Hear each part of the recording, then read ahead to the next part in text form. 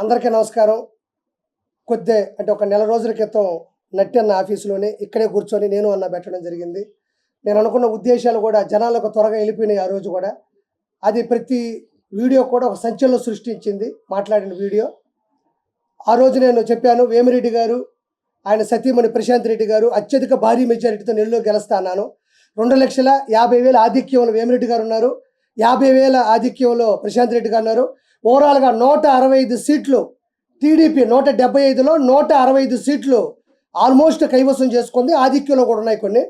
So ఈ 2-3 అటు ఇటు అయినా కూడా 162 కూడా అవకాశం ఉంది. నేను ఆ రోజు కూడా చెప్పాను, 145 నుంచి 160 సీట్లు టీడీపీ కూటమి కైవసం చేసుకుంటే కొన్ని వందల ఇంటర్వ్యూలో నేను చెప్పుకుంటాను. ఒకసారి మీరు చెక్ చేయండి.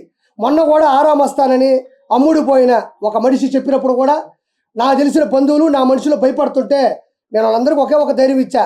145 నుంచి 160 సీట్లు. ఏంటి ఆ ధైర్యం అంటే, నేను నెల్లూరులో ఉన్నప్పుడు వేమిరెడ్డి గారితో తిరిగేటప్పుడు అన్ని రకాల ప్రజలని నేను విశ్లేషించి అడిగినప్పుడు నాకు అనిపించింది, గంజాయి రోడ్డు మీద అమ్మడం, ఆడవాళ్ళ చేత బూతులు తిట్టించడం, డ్రగ్స్ అమ్మడం, ఇసుక దందాలు, చదువు వచ్చిన వాళ్ళకేమో జాబులు లేకపోవడం, జాబ్ వచ్చిన వాళ్ళేమో ఈ ఐటీ పరిశ్రమలు ఇవన్నీ చూసి కూడా చంద్రబాబు నాయుడు గారు ఇష్టపడ్డం, ఇవన్నీ చూసుకున్న తర్వాత నేను ఆ రోజు చెప్పిన 140-160 సీట్లు కన్ఫామ్గా అంతమించే ఉంటే సంతోషంగా ఉంది.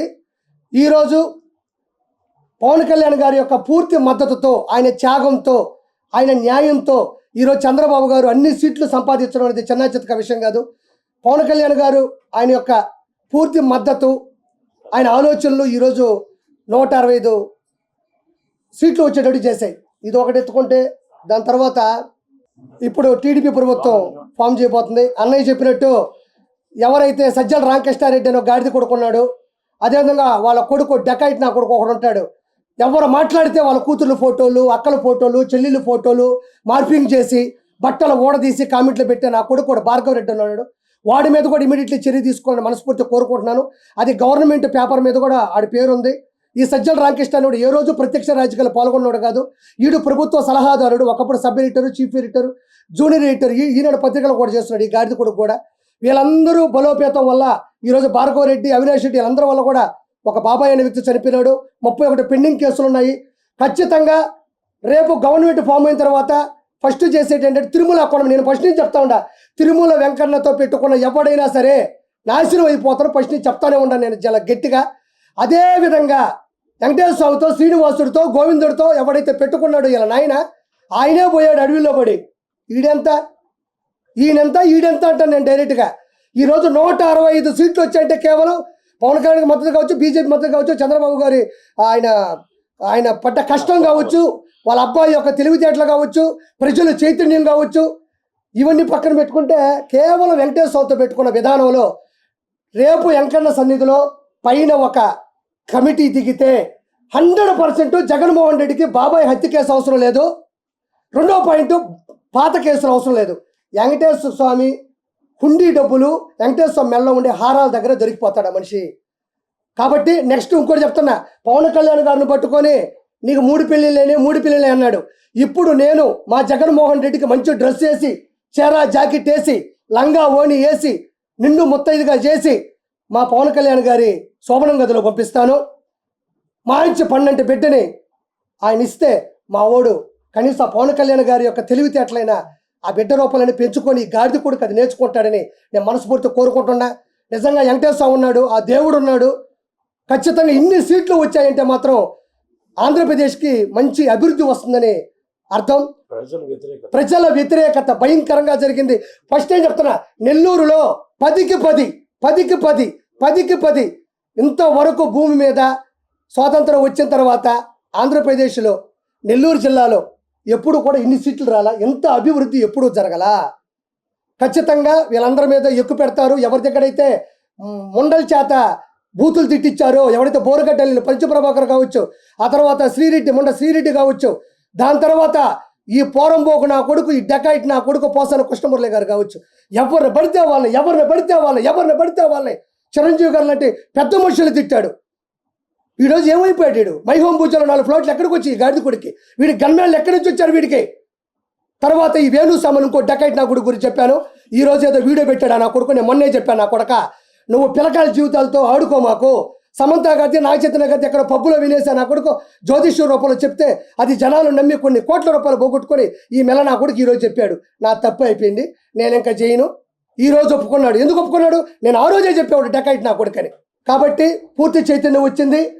నా కుటుంబం మీద, నా వ్యాపారాల మీద, మా ఆవిడికి ఎన్ని బూతు మాటలు వచ్చేటివో, ఎన్ని ప్రైవేటు నెంబర్లు వచ్చేటివో, ఎన్ని పెడద్దరాలకి వచ్చే అర్థాలు వచ్చేటివో మీకు ఎవరికి తెలిసి చెప్పుకోవాలా.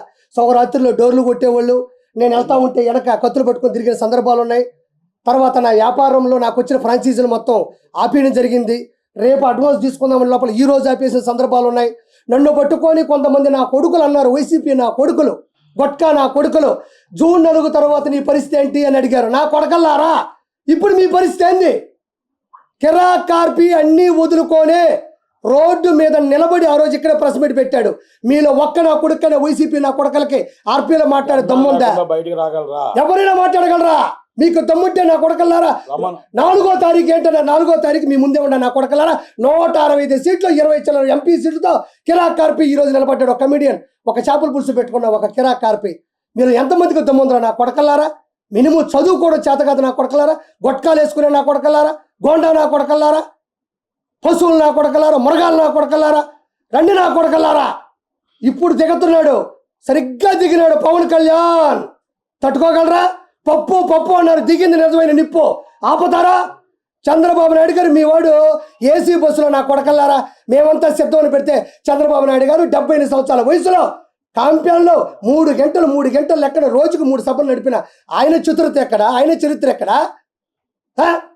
మొహమీట పెట్టుకొని రాయి తగిలిందా వాడికి? ఇప్పుడు చూపిస్తా కొడకల్లారా. ఋషికొండలో ఉండే రాయి తగలుతుంది, 7 కొండల స్వామి కొండ మీద రాయి తగలుతుంది, కొడుకు కిడ్నీలో రాయి తగలుతుంది. ఎక్కడ పోతాడు? యాడే పోతాడు? ఈరోజు కొండలు అనేటివి ప్రకృతి వనరులు. అవి విశాఖపట్నానికి సముద్రం ఎంత అవసరమో కొండలు కూడా అంతే అవసరం. వాటిని సగం చేసి అక్కడ నువ్వు ప్యాలెస్ కట్టుకుంటావా? అక్కడ ఇల్లు కట్టుకుంటావా? వెంకటేశ్వర కొండ మీద ప్రసాదం లేకుండా చేస్తావా? వెంకటేశ్వర కొండ మీద అన్నం ఉడకుండా చేస్తావా? వెంకటేశ్వర కొండ మీద నువ్వు పౌను పొరాకులు, సిగరెట్లు, మటన్లు, చికెన్లు వండుకొని తింటావా? నువ్వు వండుకొని తినలేదా? నువ్వు లైవ్ డిటెక్ట్గా నేను మాట్లాడతా. నీ సడుగుళ్ళు, నీ మొననా కొడుకులందరూ వెంకటేశ్వర కొండ మీద ఎన్ని ఆకృత్యాలు చేశారు. ఈ రోజు 1000 రూపాయల టికెట్లు సామాన్య మానవుడు గోయిందా గోయిందంటే పోతున్నారు. ఈ రోజు పైకి వెళ్తే సామాన్య మానవులకి నీళ్లు లేవు. ఒకప్పుడు చక్కటి మజ్జిగ, కాఫీ, చిన్న పిల్లకాయలకి వెంకటేశ్వర సన్నిధిలో కదా వెంకటేశ్వర ఒళ్ళో కూర్చున్నట్టు సాంబార్ రైసు, కార్డ్ రైసు. ఎట్ట టీటీడీ ఈక్వల్ టు టీడీ ఇప్పుడు చంద్రబాబు నాయుడు గారు హయాంలో. ఈరోజు ఏమైంది? ఈ గాడిద కొడుక్కి వెంకటేశ్వర అంటే నీకెందుకంత చులకన? ఈరోజు ఏమైంది నీ బతుకు? నీకు అపోజిషన్ లేకుండా చేసింది ఈ పొజిషన్. పోయి అడుక్కు తిను. నువ్వు ఆ సజ్జల రామకృష్ణారెడ్డి, ఆ భార్గవ రెడ్డి, నీ ఐపాక్ టీము కొడక.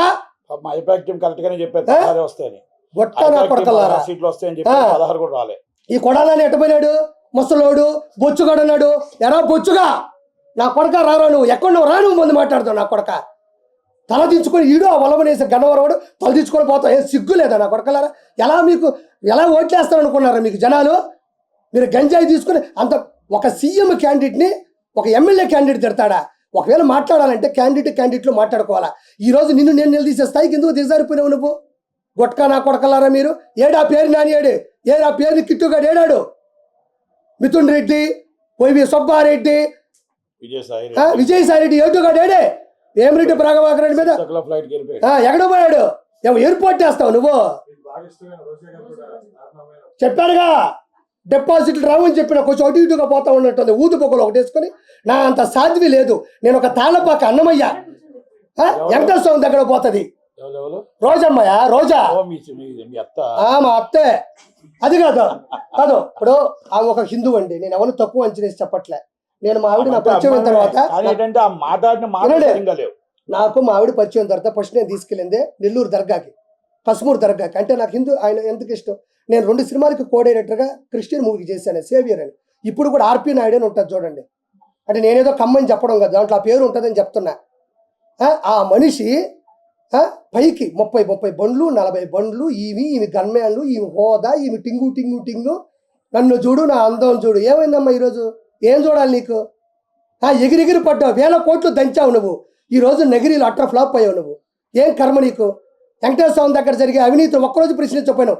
జగనన్న అందరూ నేను మెచ్చుకుంటున్నారన్న అన్న